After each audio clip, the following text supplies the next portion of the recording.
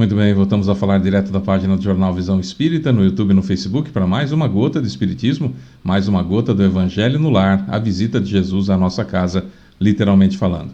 Sou Fábio Pereira, uma honra, um prazer, um privilégio falar com todos e cada um de vocês, também na página do Centro de Estudos Espíritas Caibar Schutel no Facebook e ainda na página Jornalista Fábio Pereira no YouTube e no Facebook. Nós vamos fazer o Evangelho no Lar. O Evangelho no Lar vamos fazer completo. Vamos fazer a oração inicial. Na sequência, nós vamos ler do livro Caminho, Verdade e Vida, que é o livro de Emmanuel por Chico Xavier que a gente estuda. Hoje caiu o item 90, Ensejo ao Bem. Vamos ler, comentar, depois nós vamos para o Evangelho segundo o Espiritismo. O meu está aqui, dá para ver? Dá. Aqui, ó, Evangelho segundo o Espiritismo, tradução ID, Instituto de Difusão Espírita, de Araras. O item que caiu foi: se fosse um homem de bem, teria morrido. Acho que muitos de nós já falamos isso, né? Vamos ler e explicar. Na sequência, vamos para a fluidificação da água. A minha está aqui, coloca a sua aí também, para que os mentores que vão visitar a sua casa possam fluidificá-la. Tá bom? O Fábio vai benzer minha água, vou nada. Os mentores aqui vão fazer isso, tá bom? Então vamos lá, vamos começar o nosso Evangelho no Lar, elevando o nosso pensamento até Jesus. O que é isso? Pensar no rosto dele como você, como eu, como nós imaginamos que ele seja, tá bom? Senhor Jesus, querido Mestre e amigo, Deus Pai Todo-Poderoso, benfeitores espirituais, amigos mentores que nos acompanham, seu Calixto, Dona Zélia, seu João Leão Pita, seu Joaquim, seu Romeu, seu Alexandre, doutor Agripino, nosso guia espiritual, seu Otávio, cumprimentando seu Otávio, cumprimentamos a todos os demais, seu Caibar Schutel, sua equipe de Alvorada Nova, seu Bezerra de Menezes, seu Allan Kardec e seu Agostinho. Invocamos o Senhor, Mestre querido, e evocamos esses nossos irmãos para que possamos elevar ainda mais a nossa vibração e, na presença desses amigos espirituais, bem como na sua, possamos então respirar um pouco os ares da boa vibração, da vibração elevada. E desde já, por isso, muito obrigado. Nas gratidões de sempre que fazemos na nossa oração, muito obrigado, Senhor Jesus, por tudo de bom que nos aconteceu na última semana. Muito obrigado por tudo de ruim que não nos aconteceu na última semana. E, claro, muito obrigado por tudo de ruim que efetivamente aconteceu na última semana, porque é aquela coisa de já foi, não devo mais, não é? E por isso, nosso muito obrigado. Que possamos aproveitar essa oportunidade, não é? No quesito pedidos, Mestre, gostaríamos de pedir que o Senhor não olhe as nossas imperfeições, mas a fé que anima o nosso coração, o desejo de servir, o desejo de ser útil, a vontade de fazer o certo em vez do fácil, que nos perdoe as imperfeições, os momentos de ira, de fúria, os momentos difíceis, os momentos de choro compulsivo, os momentos de revolta com a providência divina, os momentos de revolta contra a nossa própria incúria. Enfim, nos ajude, Mestre, estando perto de nós, e não vire seu rosto de nós, por favor. É o nosso pedido principal nesse momento. Confiantes, então, no seu acréscimo de misericórdia, Senhor Jesus, porque merecimento não está fácil, né? Então a gente dá por iniciado, sabedores da sua presença em meio a nós, o nosso Evangelho no Lar. E que assim seja. Bom, o livro Caminho, Verdade e Vida, de Emmanuel por Chico Xavier, sempre tem um trecho do Novo Testamento. Esse Ensejo ao Bem, que é o item 90, tem como item o capítulo 26, o versículo 50 do livro de Mateus, do Evangelho de Mateus, que diz o seguinte, essa na tradução Almeida Revista e Atualizada, tá? E Jesus lhe disse, amigo, a que vieste? Então, aproximando-se eles, lançaram mão de Jesus e o prenderam. Eu acho que você já deve ter se tocado mais ou menos do que se trata, né? No versículo anterior, e logo aproximando-se de Jesus, disse, salve, Rabi, e beijou-o, foi Judas Iscariotes. Aí Jesus diz, a frase que Emmanuel pegou, e Jesus lhe disse, amigo, a que vieste? Então, aproximando-se eles, lançaram mão de Jesus e o prenderam. No versículo posterior, e eis que um dos que estavam com Jesus, estendendo a mão, puxou-o da espada e, ferindo o servo do sumo sacerdote, cortou-lhe a orelha. Foi Pedro, né? Soldado Malco. Então esse é o momento da traição em que Jesus foi preso. Jesus foi preso no Jardim de Getsemane, ou Monte das Oliveiras. Getsemane quer dizer prensa de azeitona para fazer azeite. Na cidade de Jerusalém, pode ser no ano 30 ou no ano 33, aí depende muito da contagem dos anos, mas foi no momento que Jesus foi preso, na noite da prisão de Jesus, nesse local aqui, ó, no Monte das Oliveiras, ou no Jardim da Getsemane, certo? Só para você se localizar mais ou menos aí do que aconteceu. O Evangelho de Mateus, ele foi escrito, formatado, né, por volta entre o ano 60 e 70 depois de Cristo, mas Mateus ia anotando durante a estada com Jesus. É um evangelho bastante confiável, vamos dizer assim, né? Um evangelho, vou usar esse termo mesmo, um evangelho mais confiável. Não que os outros não sejam, mas os outros são mais como Lucas, por exemplo. Lucas pegou um pouco do que Mateus tinha, depois que estava com o Paulo. Aí o Paulo mandou ele cuidar de Maria, ele entrevistou Maria, entrevistava as pessoas, conversava, perguntava sobre Jesus e acabou escrevendo o evangelho dele, né? O Mateus foi escrevendo durante o tempo que estava com Jesus, depois foi revisando tudo mais, e ele escrevia especificamente para os judeus convertidos, né? E é um evangelho muito rico, muito rico. E tem certas coisas como essa que Emmanuel separou. Jesus, porém, lhe disse: amigo, a que vieste? Então, aproximando-se, lançaram mão de Jesus e o prenderam. Mateus capítulo 26, versículo 50. Vamos ver o que o Emmanuel tem a dizer sobre isso no livro Caminho, Verdade e Vida. Vamos lá. É significativo observar o otimismo do Mestre prodigalizando oportunidades ao bem até o fim de sua gloriosa missão de verdade e amor junto dos homens. Certificara-se o Cristo com respeito ao desvio de Judas, comentara amorosamente o assunto na derradeira reunião mais íntima com os discípulos, não guardava qualquer dúvida relativamente aos suplícios que o esperavam. No entanto, em se aproximando, o cooperador transviado beija-o na face, identificando-o perante os verdugos, e o mestre, com sublime serenidade, recebe-lhe a saudação carinhosa e indaga, e pergunta: amigo, a que vieste? Você veio aqui por quê? Seu coração misericordioso proporcionava ao discípulo inquieto o ensejo ao bem, até no último momento, no derradeiro instante. Embora notasse Judas em companhia dos guardas que lhe efetuariam a prisão, dá-lhe o título de amigo. Não lhe retira a confiança do minuto primeiro, não o maldiz, não se entrega a queixas inúteis, não o recomenda à posteridade com acusações ou conceitos menos dignos. Nesse gesto de inesquecível beleza espiritual, ensinou-nos Jesus que é preciso oferecer portas ao bem, até a última hora das experiências terrestres, ainda que ao término da derradeira oportunidade nada mais reste além do caminho para o martírio ou para a cruz dos supremos testemunhos. Quantos de nós não se encontra exatamente nesse ponto, nesse momento, nessa situação de Judas? Equivocados diante daquilo que Jesus ensinou, muitos de nós queremos pressionar Jesus para que ele faça aquilo que a gente quer, como se isso fosse possível, né? Muitos de nós nos revoltamos com a situação e queremos então que a lei de causa e efeito, a lei de justiça, enfim, a lei que rege o universo, seja derrogada a nosso favor,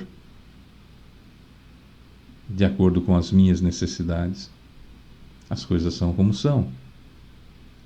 O que eu faço a partir daquele momento em que as coisas aconteceram é que faz a diferença na minha vida, na sua vida, na nossa vida. Não existe um jeito certo ou um jeito errado de agir diante das situações. Há convenções, há uma série de situações, uma série de pessoas que meio que se especializam em querer ensinar como que deveríamos agir diante dessa situação ou daquela situação, mas diz respeito basicamente à evolução de cada um.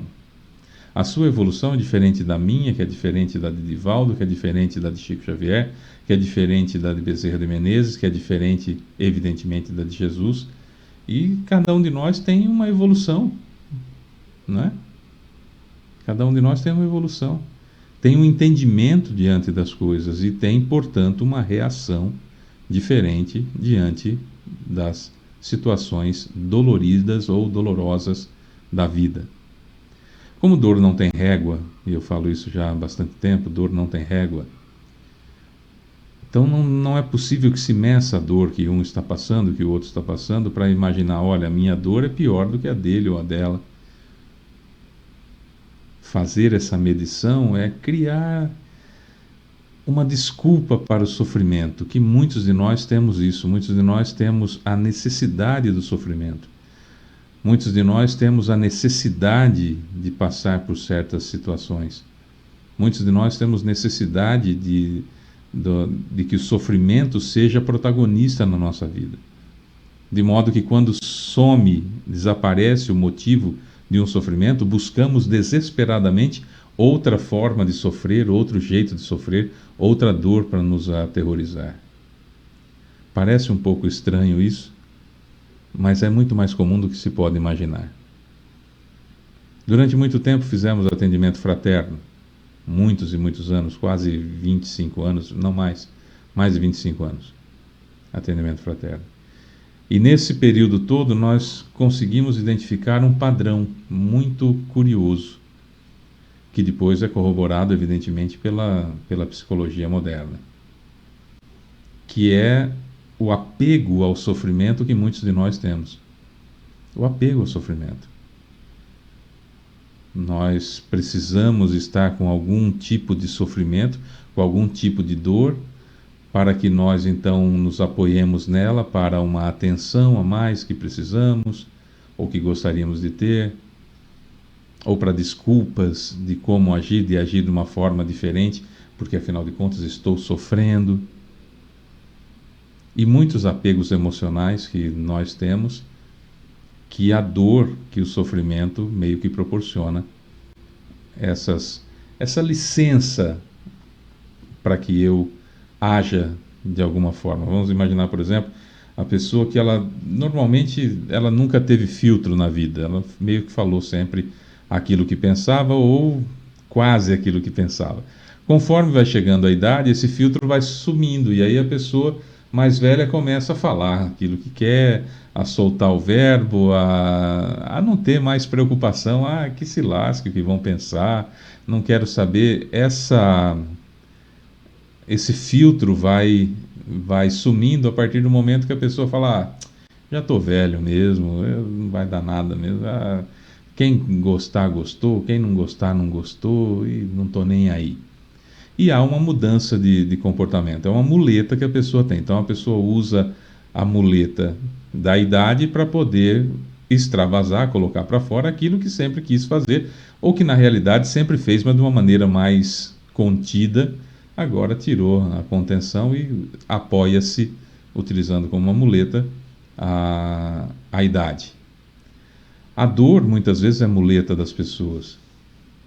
Porque a partir do momento em que eu estou sofrendo, em que eu estou com dor, as pessoas se apiedam de mim, as pessoas relevam o meu mau humor, as pessoas relevam a minha falta de educação, as pessoas relevam a forma dura com que eu respondo, ou a forma que eu me comporto, o meu comportamento não muito correto, e as pessoas acabam relevando porque afinal de contas eu estou sofrendo, ou pelo menos eu gostaria que assim fosse, e necessariamente ajo até brigando com as pessoas que deveriam entender que eu estou passando por uma dor, e pelo fato de estar passando por uma dor, então precisam relevar aquilo, o meu estado.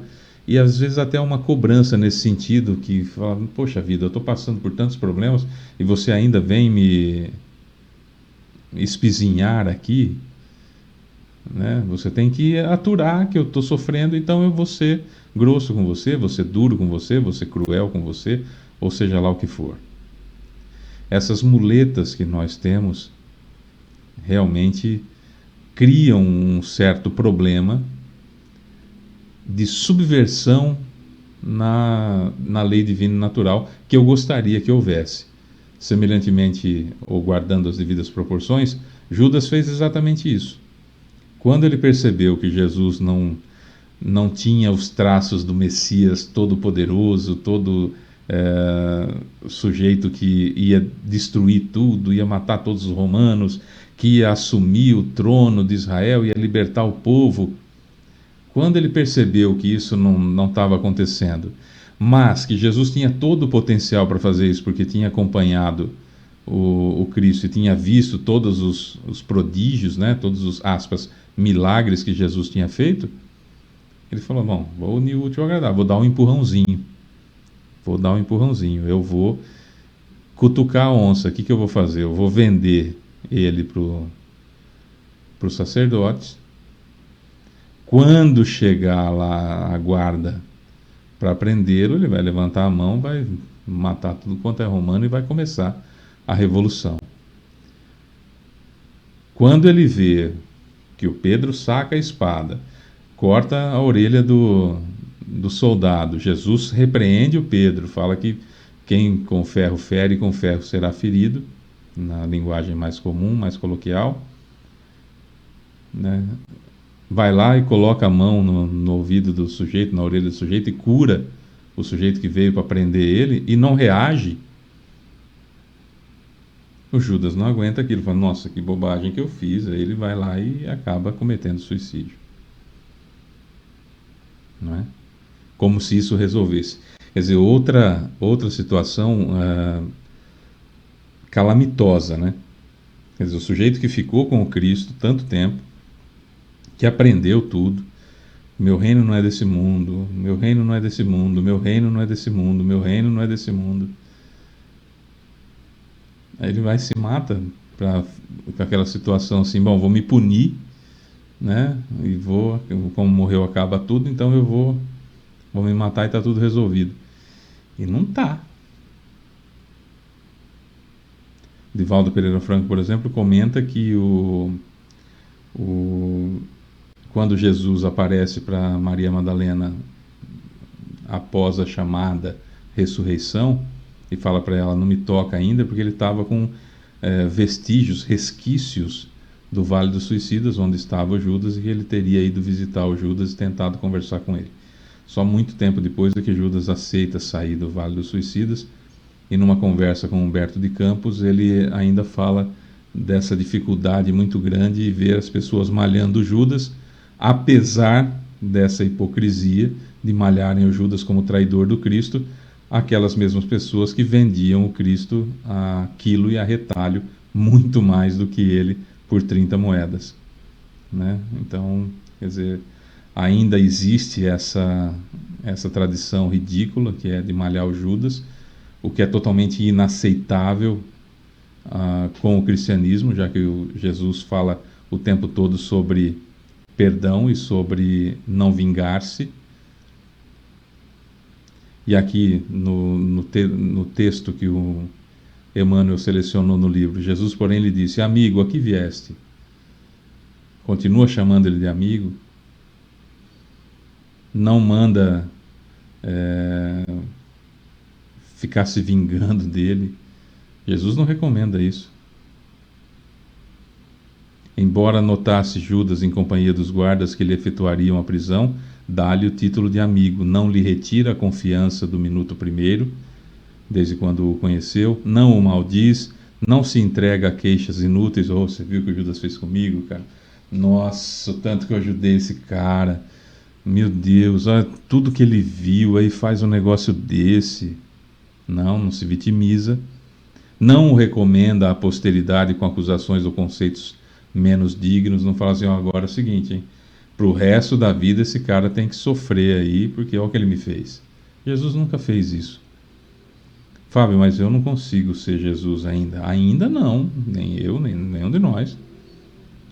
Mas eu preciso saber aonde está o teto de onde eu devo chegar e fazer todos os esforços possíveis para chegar até lá. Esse é o objetivo.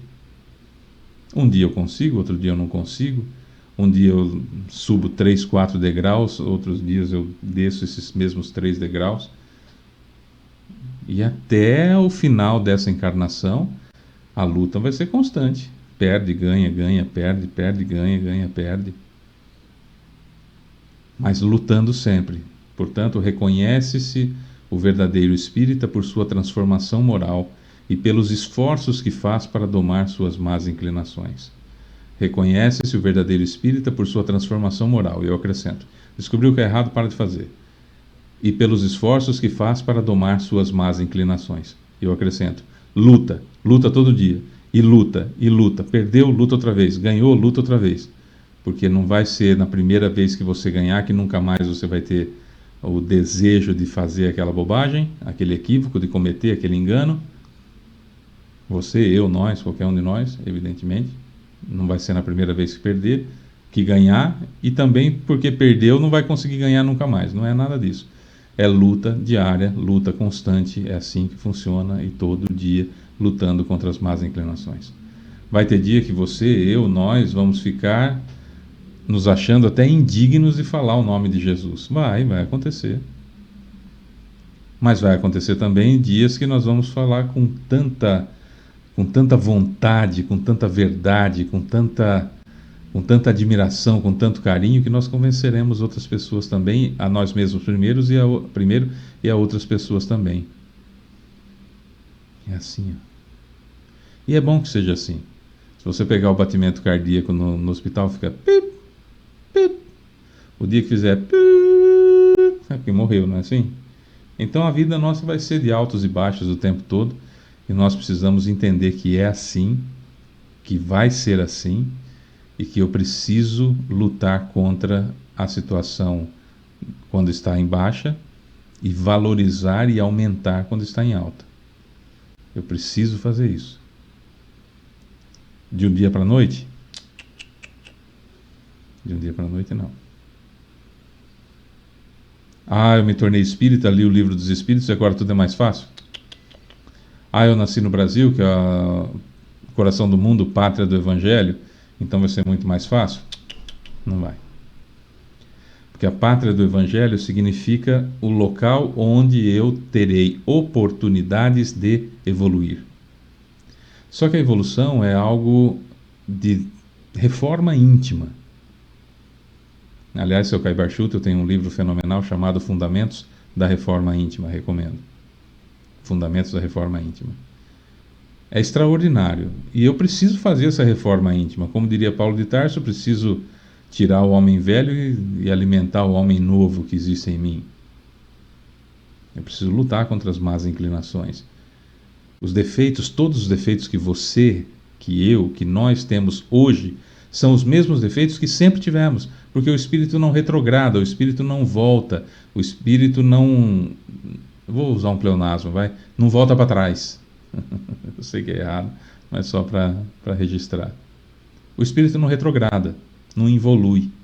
Se fosse números, não é, mas se fossem números de 0 a 100, o sujeito que está na evolução 13, ele não volta para a evolução 12.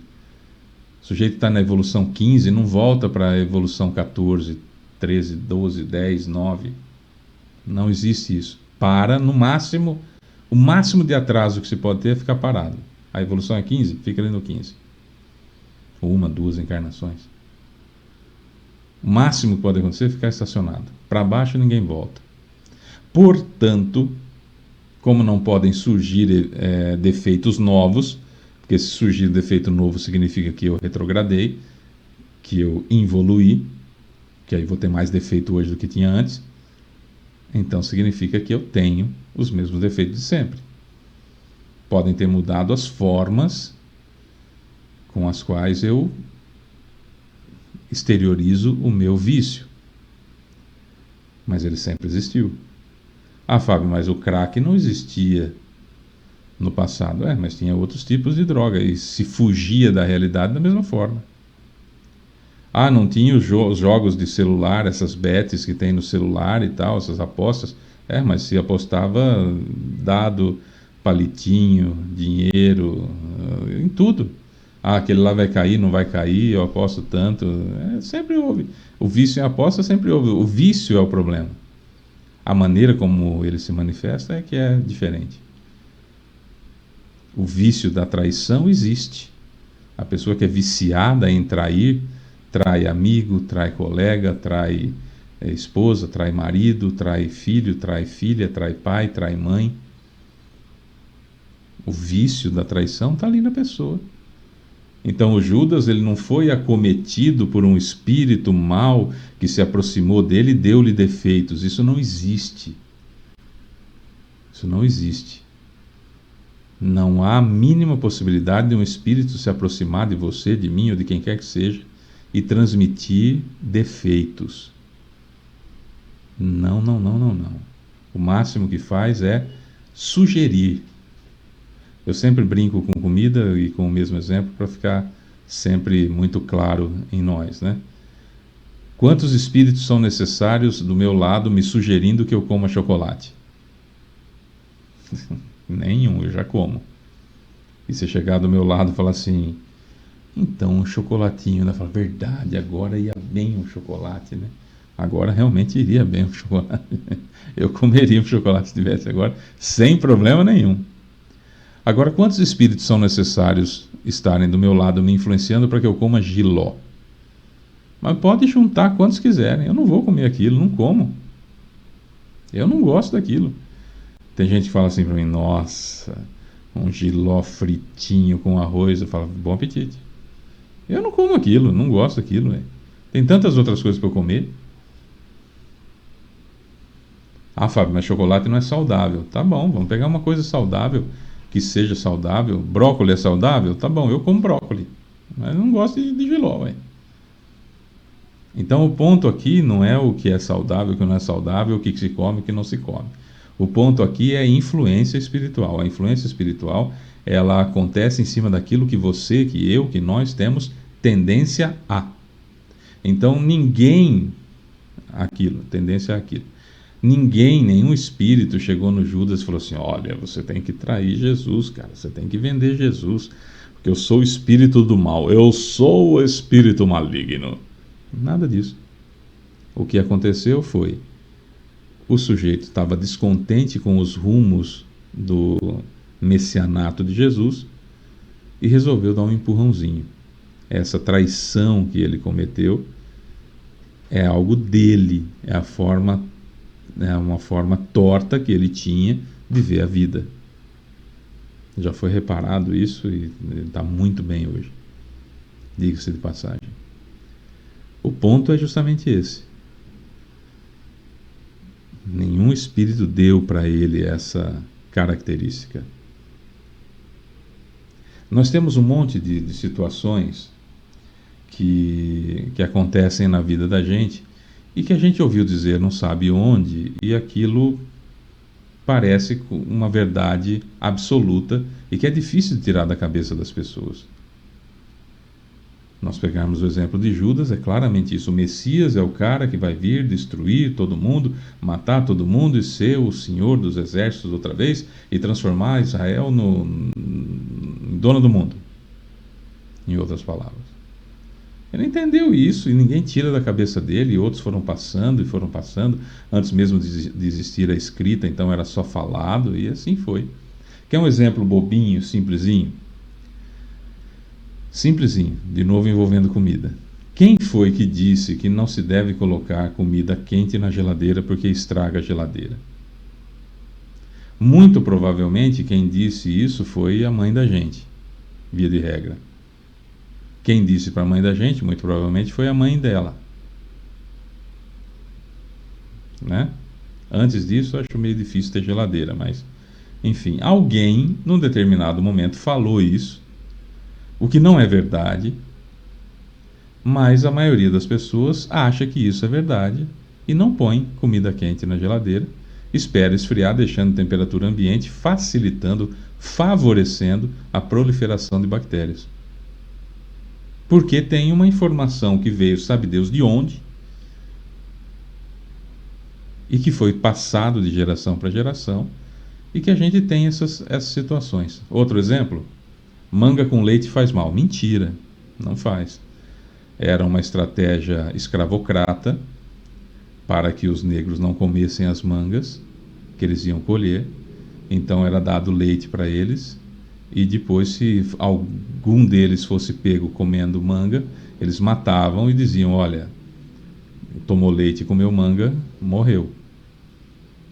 Então criou-se essa ideia, e é muito difícil tirar da cabeça das pessoas. Se você disser para alguém que acredita piamente que se você comer manga e tomar leite a pessoa morre, é capaz dela ter alguma síncope se ela fizer isso. E se vir você fazendo isso, a pessoa vai ficar apavorada do seu lado. Que são coisas que a gente acredita, e são as crenças, né? Os 4 filtros mentais: crença, dogma, valor e conceito. Valores são aqueles que a gente recebe na infância e acumulam-se com aqueles que nós já conquistamos encarnações após encarnações. Crenças são essas coisas que eu acredito, que não pode pôr comida quente na geladeira, que não pode comer manga com leite. Dogmas são as informações religiosas do que pode e o que não pode fazer.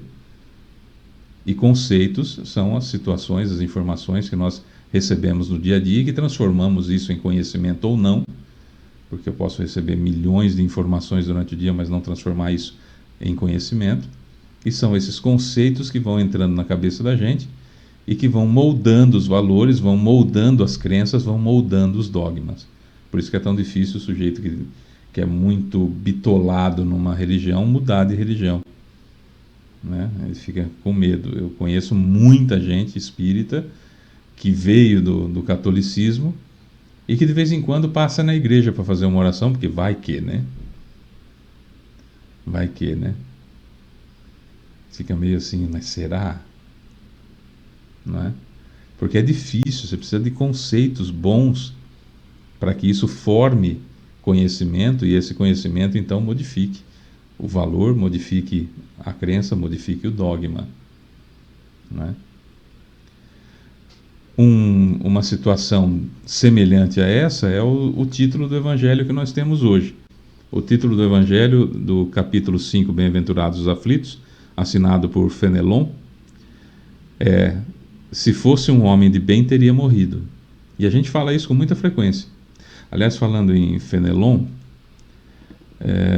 eu tenho aqui informações sobre o Fenelon. Ele escreveu Se fosse um homem de bem, teria morrido, no capítulo 5, item 22. O item 24 é dele também: a infelicidade ou desgraça real. A infelicidade real ou desgraça real depende da tradução. No capítulo 11, o item 9, nas instruções do Espírito sobre a lei do amor, é ele também que assina. No capítulo 12, no item 12, instruções dos Espíritos, amai os vossos inimigos, do capítulo 12, o item 12 do capítulo 12 foi também escrito por Fenelon. O capítulo 16, item 14, que é desprendimento dos bens terrenos, as instruções dos Espíritos, também assinada por ele. E ainda no capítulo 19, item 11, a fé transporta montanhas, o item instruções dos Espíritos também foi assinado por Fenelon. Fenelon, que foi, acho que ele foi arcebispo, não é? Deixa eu só confirmar aqui. Ele foi arcebispo no século XVII. Deixa eu só...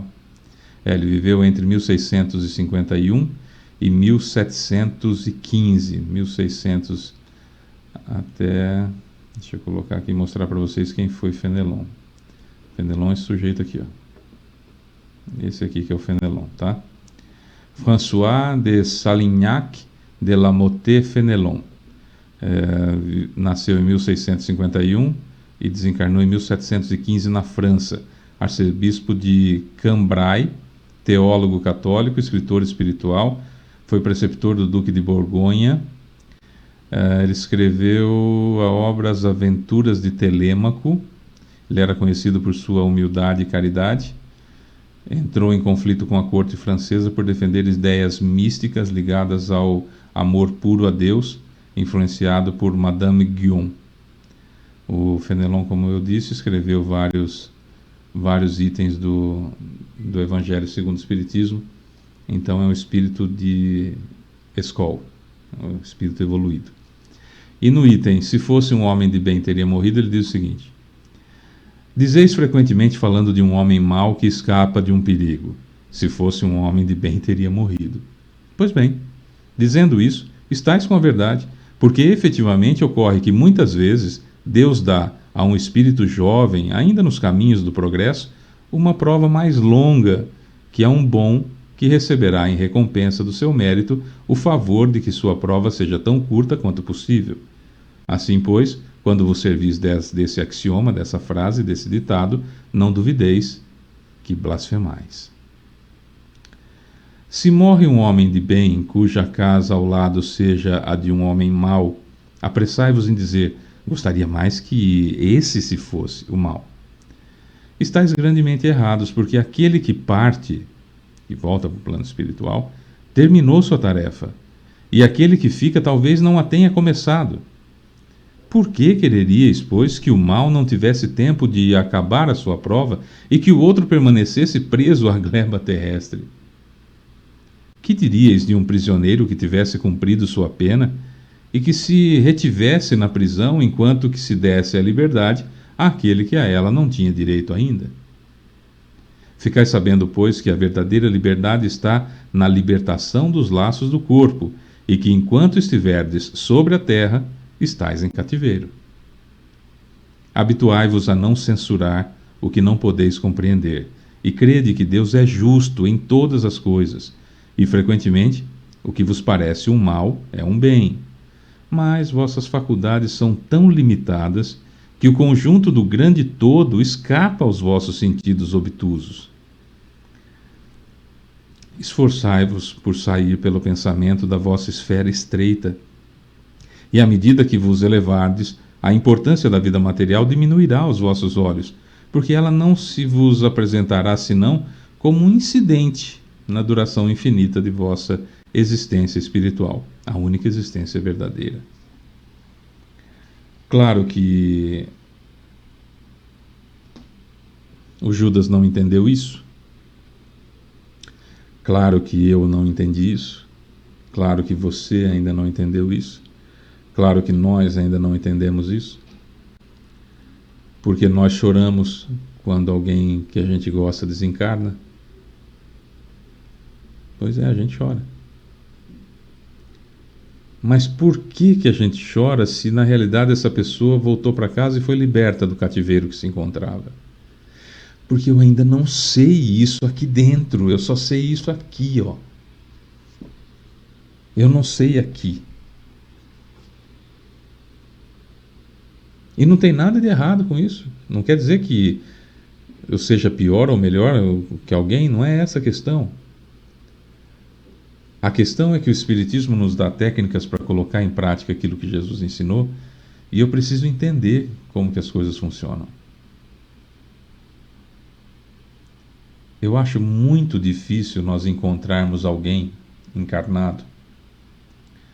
Desencarnado é mais fácil de encontrar, mas encarnado eu acho muito difícil a gente encontrar alguém que não se sinta vítima de Deus.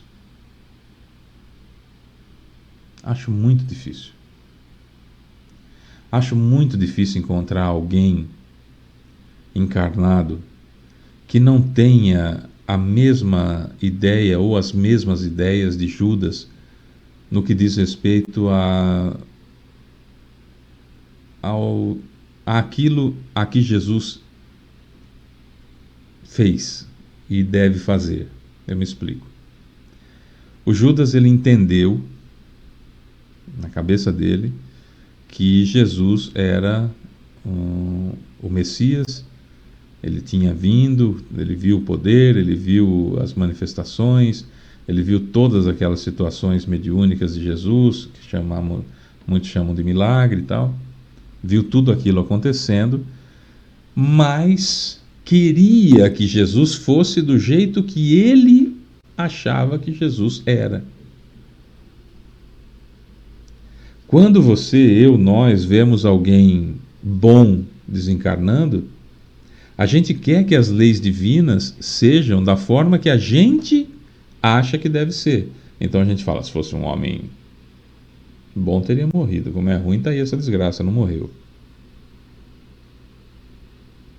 Porque a gente acha que sabe mais do que Deus, a gente acha que tem a resposta para as coisas.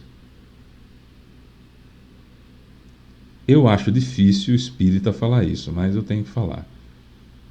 O absurdo, o gigante que é o sujeito dizer assim, bandido bom e bandido morto. Isso é um absurdo, isso não condiz com o espiritismo. Se você é espírita e fala isso, sai do espiritismo que você está estragando a religião. Que as pessoas não sabem o que é o espiritismo. E se pensam que você é espírita, vão julgar o espiritismo pelo que você pensa.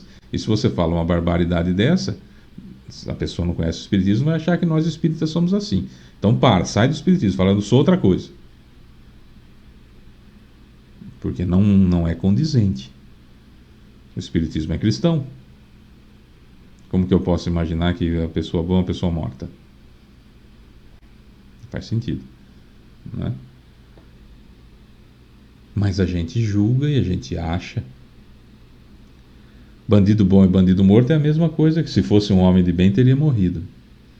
Falar, mas essa desgraça aí alguém tem que tomar uma providência, alguém tem que fazer alguma coisa.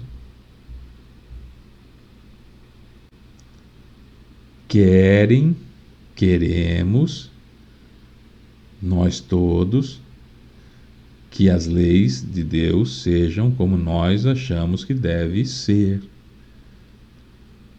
E queremos adaptar aquilo que Jesus ensinou ao nosso modo.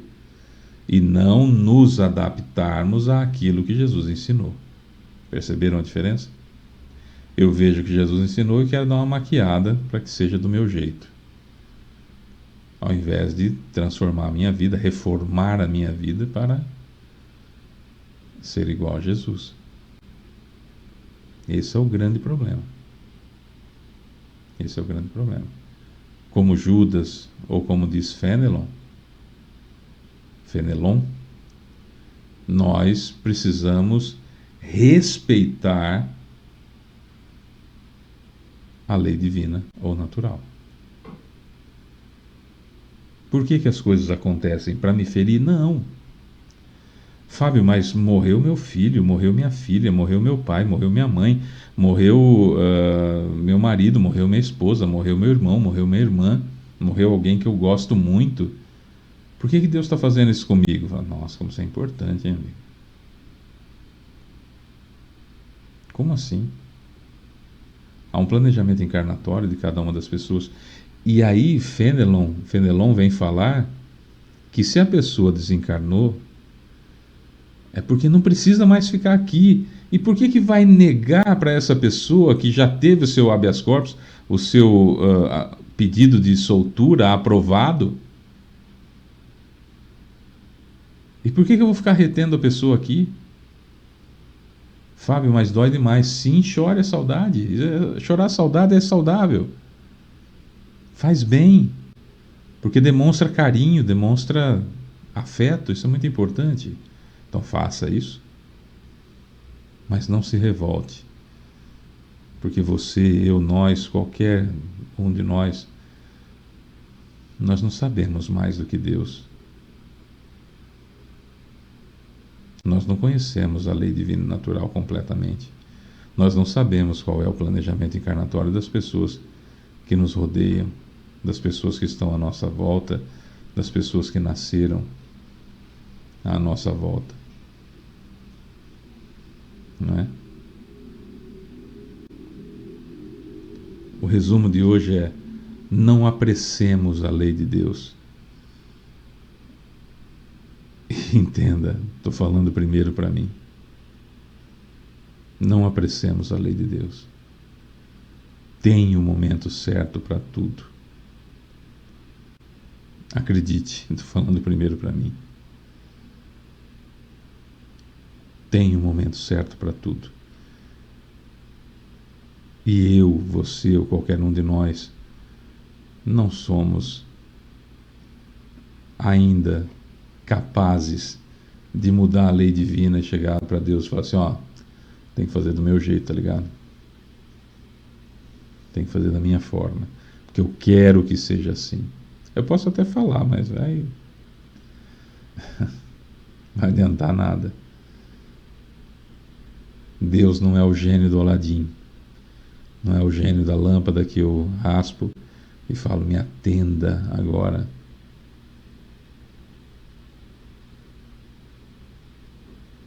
Há muito tempo atrás, as pessoas faziam sacrifícios e levavam animais para serem mortos no templo, levavam dinheiro para dar no templo, sob o pretexto de agradar a Deus para que Ele favorecesse aos seus pedidos.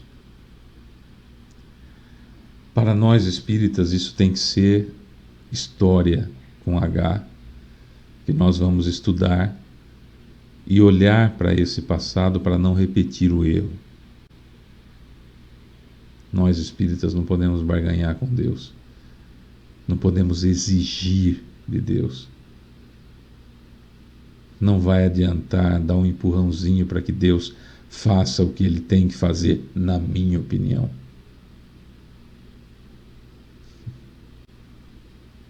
É isso. Bom, vamos fazer então a nossa oração final.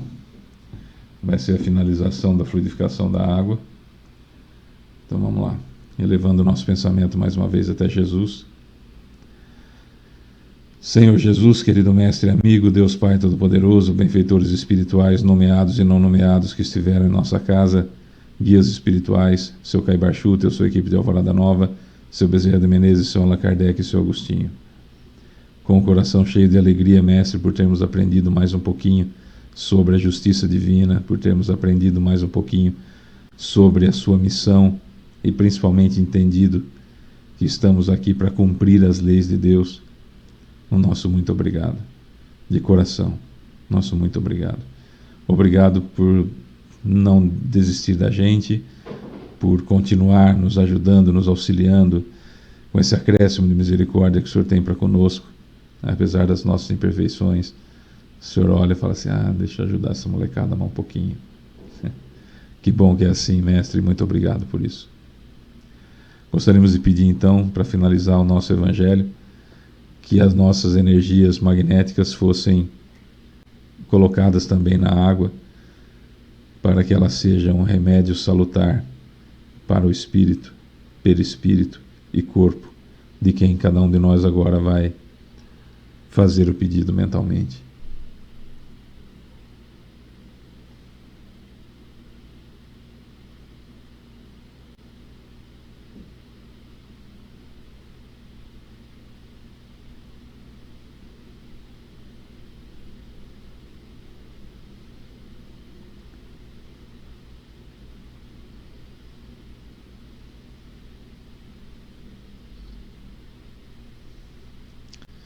É isso, Mestre, muito obrigado. Do nosso coração, nesse momento, sai uma gratidão verdadeira por tudo de bom que o Senhor nos tem oferecido e pelas oportunidades de aprendizado que o Senhor não nos nega de jeito nenhum. Um beijo no seu coração e até a próxima semana, se Deus quiser. Que assim seja. A vocês que estiveram conosco até agora, um beijo enorme no coração também. No domingo, às 10 horas da manhã, se Deus quiser, teremos mais um bate-papo sobre o Espiritismo, aí ao vivo. E na próxima quarta-feira, gravado, temos o nosso Evangelho no Lar, se Deus quiser. Beijo para você que fica. Tchau.